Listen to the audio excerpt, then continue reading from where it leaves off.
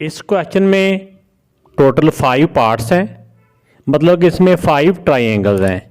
इस वाली ट्राइंगल में सारों में एक ट्राइंगल में जो जो टोटल एंगल होते हैं वो 3 एंगल होते हैं, ठीक है ना। 3 ही साइड होती हैं ट्राइंगल की और 3 ही एंगल्स होते हैं। तो उन 3 एंगल में से 2 एंगल दिए हुए हैं इन सारे क्वेश्चन में और एक एंगल इसमें नहीं दिया हुआ। जो एंगल नहीं दिया हुआ, अगर एक एंगल ना दिया हो तो वो बड़ी आसानी के साथ हम मालूम कर सकते हैं।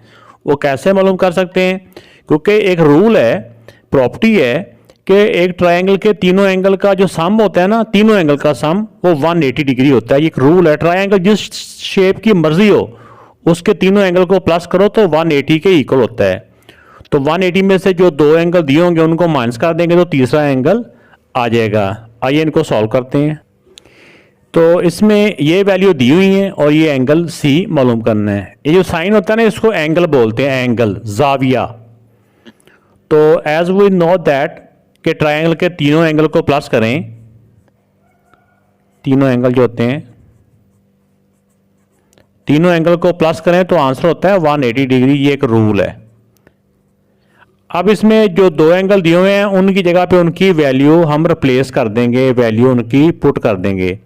अब देखें एंगल ए की जगह पे एंगल ए की वैल्यू 30 है, प्लस एंगल बी की जगह पे एंगल बी की वैल्यू लिख देंगे 90 डिग्री, प्लस जिसकी वैल्यू मालूम नहीं है ये ऐसे का ऐसे ही आ जाएगा, एज इट इज़ आ गया 180 डिग्री। अब पहले इनको इस तरह प्लस कर लें। 90 में 30 प्लस करें तो होता है 120। बाकी ये भी ऐसे का ऐसे आ जाएगा, ये भी ऐसे का ऐसे ही आ जाएगा। अब जो मालूम करना है ये रह जाएगा इधर ही। अब ये जिसके साथ शुरू में कोई साइन नहीं ना होता, ये पॉजिटिव साइन होता है, प्लस का साइन होता है, इसको हमने उस तरफ ले जाना है। इस तरफ सिर्फ वो वैल्यू बचेगी जिसकी हमने वैल्यू मालूम करनी है। तो 180 माइनस 120, तो 180 से 120 माइनस किया तो आ गया 60। तो एंगल सी की वैल्यू आ गई 60 डिग्री। तो ये इस पार्ट का आंसर आ गया। तो इस वाले पार्ट में एंगल ए मालूम करना है, एंगल बी और एंगल सी दिए हुए हैं। अब इसमें जिसकी वैल्यू दी हुई है, हमें पता है कि तीनों एंगल को प्लस करने से 180 डिग्री होता है।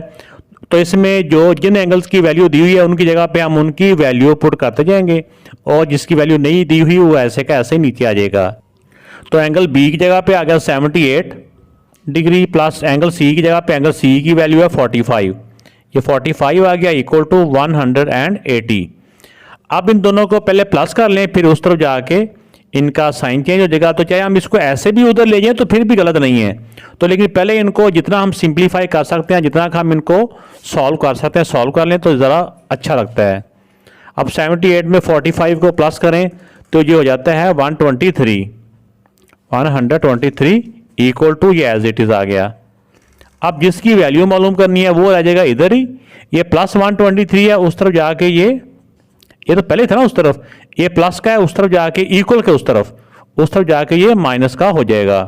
प्लस हो तो माइनस हो जाता है, माइनस हो तो प्लस हो जाता है।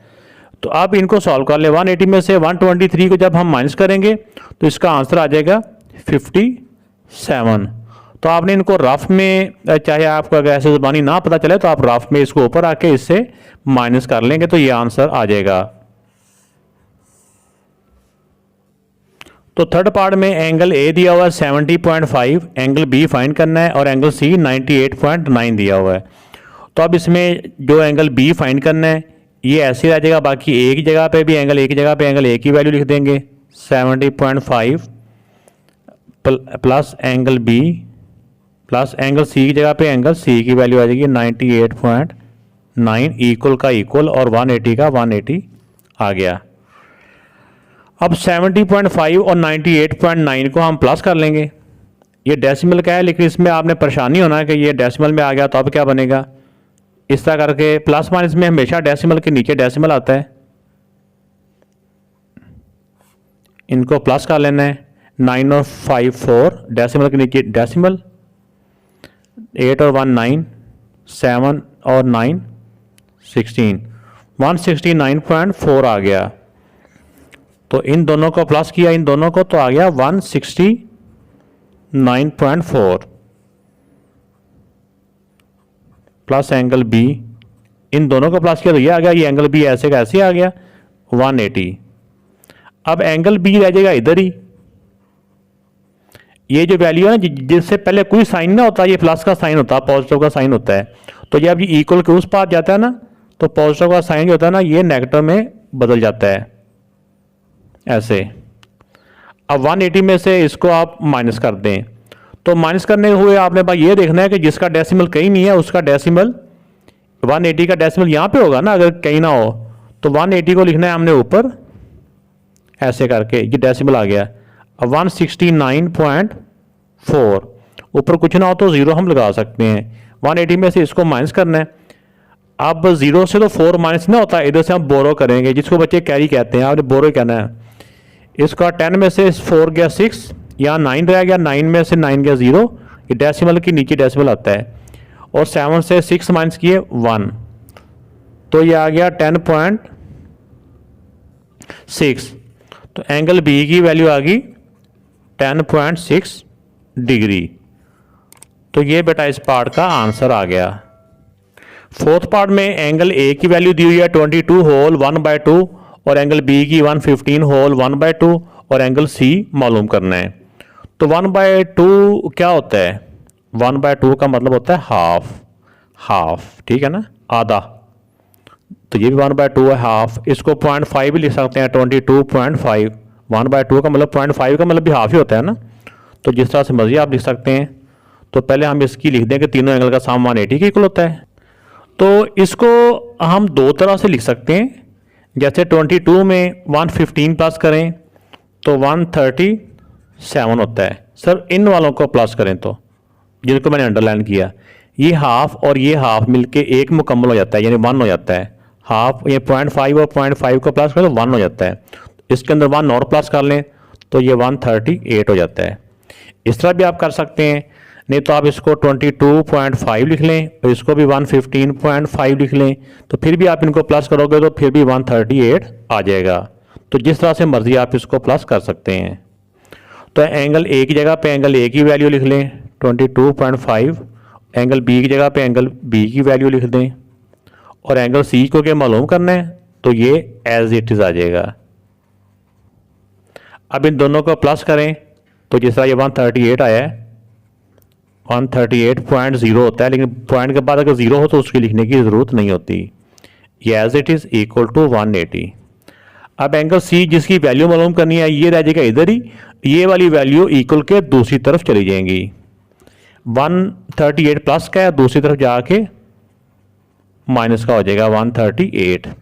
अगर अकेली वैल्यू हो तो फिर शुरू में ये प्लस लिखने की ज़रूरत नहीं रहती। 180 में से 138 जब हम माइनस करेंगे तो ये आंसर आ जाएगा 42 डिग्री। वैसे तो डिग्री सबके ऊपर ही होता है, लेकिन वो हम लिखते नहीं है, बस एंड पे ही एक ही दफ़ा लिख लेते हैं, तो ये भी ठीक है। तो अब इनकी जगह पे इनकी वैल्यू रिप्लेस कर देंगे। एंगल ए की जगह पे एंगल ए की वैल्यू ये है 100.5 प्लस एंगल बी मालूम करना है, और एंगल सी की जगह पे एंगल सी की है 40 होल 1/2। तो 1/2 को हम 0.5 लिख सकते हैं ना, 40.5 ऐसे करके वो 1/2 को 0.5 भी लिख सकते हैं, इक्वल का इक्वल और 180 का 180।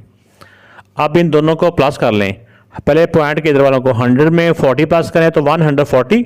0.5 का मतलब होता है हाफ, ये भी 0.5 का मतलब हाफ और हाफ मिलके एक मुकम्मल हो जाता है। 140 में 1 प्लस करें तो 141 बन जाता है। लेकिन मैं आपको इसका रफ में भी बता देता हूँ कि आपने कैसे इनको प्लस करना है। ऐसे करके डेसिमल के नीचे डेसिमल आएगा प्लस माइनस में, 0 पॉइंट का पॉइंट, 1 का 1 आ गया, 4 का 4, 1 का 1, 141.0। तो पॉइंट के बाद अगर 0 हो तो वो लिखने की ज़रूरत नहीं रहती।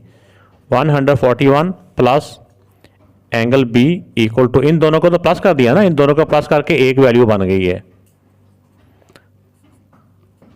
अब ये पॉजिटिव का है, इक्वल के उतर जाएगा तो नेगेटिव का हो जाएगा।